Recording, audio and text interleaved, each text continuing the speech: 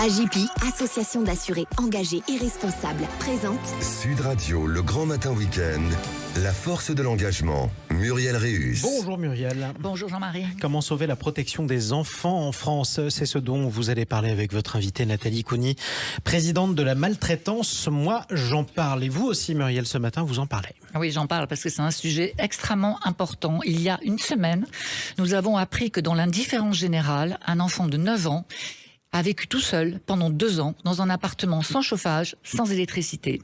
Sa mère ne venait que pour déposer des gâteaux ou des boîtes de conserve froides. Il allait tout seul à l'école, avait de bonnes notes, personne n'a rien vu, ni l'école, ni le collège, ni les voisins, pendant 2 ans. Ce cas soulève une fois de plus, une fois de trop, cette question alarmante. Sommes-nous suffisamment attentifs à la souffrance silencieuse des enfants autour de nous? En France, un enfant meurt tous les 4 jours d'infanticide et tous les 7 jours de violence au sein de sa famille. 85% des enfants subissent des violences éducatives ordinaires, 60% des enfants maltraités n'en parlent à personne. 160 000 enfants sont violés ou agressés chaque année, l'équivalent de 2 enfants en moyenne par classe de 30. Ces chiffres sont le reflet d'une réalité difficile à ignorer. La maire de Nersac, en Charente, a commenté « Il était toujours souriant, il était bon élève, toujours propre, poli ». Ces mots rappellent que la souffrance des enfants peut être invisible, cachée derrière un masque de normalité. La détection de cette souffrance est un défi majeur et l'école, qui alerte sur 40% des enfants en danger, se heurte au silence de ces enfants et au manque de formation des enseignants pour repérer et accueillir la parole des enfants en danger. Les chiffres alarmants de la protection de l'enfance ont amené les pouvoirs publics à en faire une politique prioritaire, rappelée régulièrement lors des discours de politique générale. Dans les faits, les actions concrètes peinent à suivre. La récente séparation de l'État avec les membres clés de la Ciivise, qui durant 3 ans ont réalisé un travail remarquable d'écoute et de soutien aux enfants victimes, est un pas en arrière. L'aide sociale à l'enfance, où cet enfant de Nersac a été placé, va toujours aussi mal. Elle produit toujours autant de jeunes chômeurs, 28%, de SDF, 36%, de non-diplômés, 70%, de mineurs prostitués, 50%, en dépit d'un budget de plus de 9 milliards d'euros par an. Cerise sur le gâteau, selon la loi Taquet de 2022, il devait être définitivement exclu à partir du 1er février 2024 de recourir à l'hébergement à l'hôtel pour les jeunes relevant de la protection de l'enfance. Le décret n'est toujours pas publié et la plupart des départements qui reçoivent la manne financière de l'État ne sont pas prêts de se passer de ce dispositif qui laisse les jeunes dans une solitude absolue. Tous les enfants ont droit au respect et à une vie sans violence. Nous ne pouvons pas nous permettre de retarder encore la nomination de personnes compétentes pour diriger cette lutte. La protection de l'enfance ne peut pas être une promesse, mais un engagement ferme envers chaque enfant en France. Et un constat presque effrayant dont on va parler avec votre invitée Nathalie Cougny. Bonjour à vous et bienvenue. Bonjour, vous merci êtes de m'accueillir. La présidente de la maltraitance. Moi, j'en parle. Vous êtes la bienvenue sur Sud Radio et l'invitée de Muriel Réus. Bonjour Nathalie. Bonjour Muriel, merci. Alors, sur ce sujet des maltraitances, l'histoire commence en 2019 quand vous décidez de monter un programme de prévention de la maltraitance et des agressions sexuelles sur mineurs et vous décidez d'intervenir dans les établissements scolaires. Qu'est-ce qui s'est passé en 2019? Pourquoi cette décision pour vous? Une prise de conscience qu'il fallait agir à ce moment-là précisément? Alors, ça faisait déjà 12 ans que je travaillais sur les violences faites aux femmes, que je les ai fait beaucoup témoigner, notamment dans mes livres et lors d'événements. Et en fait, j'étais bouleversée par leurs récits. Beaucoup avaient subi des violences sexuelles étant enfants, donc je me suis dit, il faut aller vers les enfants, c'est la base en fait. Je pense qu'on a bien fait. Et alors cette association, qui est reconnue d'intérêt général, elle met en place du CE2 à la 5e et dans toute la France des actions de sensibilisation aux maltraitances infantiles. Concrètement, quels sont les besoins que vous avez identifiés et quelles sont les actions que vous menez? Alors en fait, quand on a fait cette première intervention invitée par la mairie de Nice en 2019, on a sensibilisé 300 enfants et en fait, on s'est aperçu que les enfants ne connaissaient surtout pas les interdits, notamment dans les violences sexuelles. Ça s'est confirmé après quand on a débuté avec l'association. Et un réel besoin justement de savoir ce que sont ces maltraitances, parce qu'à part le harcèlement scolaire dont on parle pas mal dans les écoles, ils ignorent complètement ce que sont les violences sexuelles, les violences éducatives ordinaires notamment. Donc déjà, c'était important d'aller vers les enfants. Pour moi, c'est la base. Et d'ailleurs, on leur dit, ils vont nous aider à faire changer la société. Et j'y crois vraiment fermement, quoi. Alors cette association, elle répond à un besoin, c'est sûr. Elle a suscité un très vif intérêt de la part des chefs d'établissement. Énorme. D'après votre bilan, 67% des enseignants ne reçoivent pas de formation spécifique sur les maltraitances infantiles. Alors moi, j'ai envie de vous demander pourquoi une telle carence. C'est pas à l'État de proposer ça? Alors il n'y a pas que. Alors normalement, il est prévu pour les enfants dans le Code de l'éducation nationale une séance par an sur les violences intrafamiliales qui n'est déjà pas faite. Pourquoi? D'une part parce que les enseignants ne sont pas formés. Donc comment parler d'un sujet qu'on ne connaît pas ou très peu ou mal? C'est une responsabilité aussi. Il faut avoir le langage adapté envers les enfants. Donc c'est pour ça qu'on a proposé cette formation qui marche très bien d'ailleurs. Qui suscite beaucoup de motivation et aussi de changement de comportement de la part des enseignants qui sont eux-mêmes parents. Donc il y a un double bénéfice. Et cette formation, elle doit être délivrée pour toutes les personnes qui travaillent avec des enfants. C'est ce qu'on fait actuellement. Mais elle doit être soutenue par l'État aussi, dans le sens où elle devrait être intégrée, ce que nous demandent beaucoup d'enseignants dans la formation initiale. Parce qu'il faut absolument, comme vous le disiez, c'est 40% des signalements à l'école. Donc il faut être formé, recueillir la parole de l'enfant. Il y a un contexte particulier à mettre en place. Il ne faut pas faire n'importe quoi. Et croire l'enfant, déjà, repérer les signes. Il y a beaucoup de signaux qu'on apprend aux enseignants pour repérer les enfants. Voilà, donc il faut une vraie volonté politique et il faut le faire. Pourquoi? Parce que qu'est-ce qu'il y a de plus important que les enfants? Les enfants, c'est la base de tout, c'est déjà l'enfance, mais c'est l'avenir, c'est la société, et tout part de là. Donc il faut mettre des moyens, c'est ce que réclament les écoles aussi, très démunies. Notamment les écoles primaires sont seules, très peu de contacts ressources, savent pas comment gérer ses enfants, quoi faire, vers qui se tourner. Donc il y a vraiment un plan à déployer intense. Alors les chiffres, c'est important. Vous intervenez dans 50 départements, y compris en Outre-mer. Et moi qui connais bien ce milieu de l'enfance, enfin en tout cas des associations qui s'occupent des enfants et aussi évidemment des femmes victimes de violences, vous avez à vos côtés près de 300 intervenants. C'est beaucoup, c'est beaucoup de gens qui sont sensibilisés, qui sont à vos côtés. Combien d'enfants et d'adultes vous estimez avoir sensibilisé aujourd'hui? Alors aujourd'hui, on va avoir sensibilisé là bientôt près de 8500 enfants et à former à peu près 1700 adultes, que ce soit les enseignants ou le périscolaire, puisqu'on a beaucoup de demandes dans les villes pour tous les agents des villes, en fait, crèches, centres de loisirs, personnels communaux, même agents de la cantine. C'est important, en fait, toutes les personnes qui côtoient des enfants toutes les personnes qui sont sont susceptibles d'agir tout de suite. Alors, sur la question de l'apprentissage et du respect, l'apprentissage du respect de l'intégrité du corps, autrement dit sur les violences et l'agression sexuelle, Gabriel Attal a affirmé il y a quelques jours qu'un nouveau programme d'éducation à la vie affective, relationnelle et sexuelle s'appliquerait dans les établissements scolaires. On attend l'application de ce programme depuis des années. Il a aussi dénoncé le fait que dans la quasi-totalité des cas, le temps qui doit être dédié à cet apprentissage, au moins 3 séances annuelles, était consacré à autre chose. Qu'est-ce que vous pensez de cette déclaration ? Alors, je pense que c'est essentiel Il y a 2 sujets qui sont tabous en France et qu'on n'arrive pas à aborder avec les enfants, c'est les violences et la sexualité. Donc, je pense que apprendre aux enfants la vie affective, le rapport à son corps, à celui des autres, d'ailleurs, c'est ce qu'on fait nous dans la séance bien-être avec eux, qui marche très bien, c'est primordial pour avoir les connaissances nécessaires et aussi se respecter soi-même, respecter l'autre, c'est primordial. Donc, je connais pas encore le programme, ce qui va sortir pour la rentrée prochaine, je crois. Et c'est une bonne chose. Après, il faut aussi prendre en compte que les enseignants sont surchargés.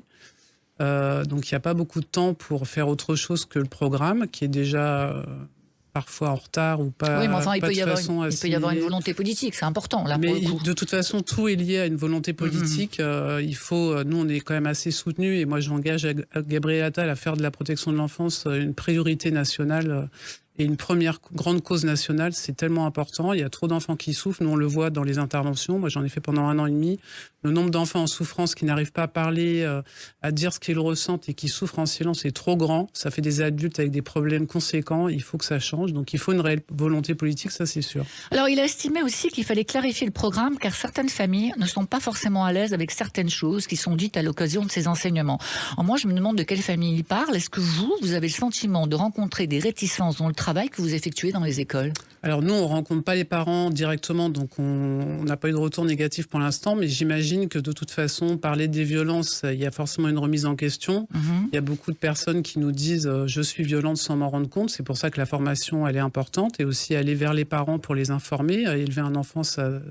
c'est pas forcément évident, on n'a pas de mode d'emploi dès le départ, mais aujourd'hui, on connaît les conséquences, on sait ce que ça occasionne sur le bon développement de l'enfant. Il y a des méthodes pour éduquer un enfant sans violence, donc il faut s'en emparer. Il y a la loi de 2019 qui interdit les violences physiques et psychologiques, il faut s'en emparer aussi. Mais pourquoi il pourrait y avoir des réticences? Parce que ça fait peur, parce qu'on n'a pas l'habitude d'en parler, parce qu'il y a des parents qui sont concernés, mais il ne faut pas stigmatiser, il faut leur expliquer qu'il y a d'autres méthodes.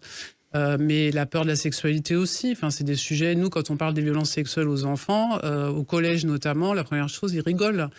Dès qu'on prononce le mot sexe, en fait, ils rigolent. Donc voilà, il faut l'accepter aussi et leur expliquer les choses, mais je pense que parce que les parents n'osent pas parler de ce sujet avec leurs propres enfants. Or, il faut le faire dès qu'ils sont petits, en tout cas en ce qui concerne les violences et aussi la sexualité, il faut aller au-devant. Simplement, faut arrêter de se dire aussi que c'est hyper compliqué de parler aux enfants, c'est faux, mais leur expliquer les choses avec des mots simples, mais le faire, pas attendre que les choses arrivent. Qu'il soit adulte. D'ailleurs, le dernier rapport du Haut Conseil à l'égalité, publié la semaine dernière sur le sexisme, affirme que 70% des femmes estiment ne pas avoir reçu le même traitement que les garçons dans leur vie de famille et avoir été éduquées différemment à l'école, ce qui d'ailleurs traduit des conséquences directes sur les orientations. Mais est-ce que cette différence d'éducation, vous, dans les écoles, vous la percevez? Est-ce que vous avez l'impression que, par exemple, dans les cours d'école, on n'a pas encore traité les problématiques des liens entre les filles et les garçons? Ça, vous le voyez? Est-ce que ça a une incidence sur vos programmes? Alors ça, on le voit pas vraiment, parce que nous, quand on arrive, on essaie justement de mettre en place une ambiance qui fait qu'on sort de l'école et que tout le monde peut parler de la même façon librement.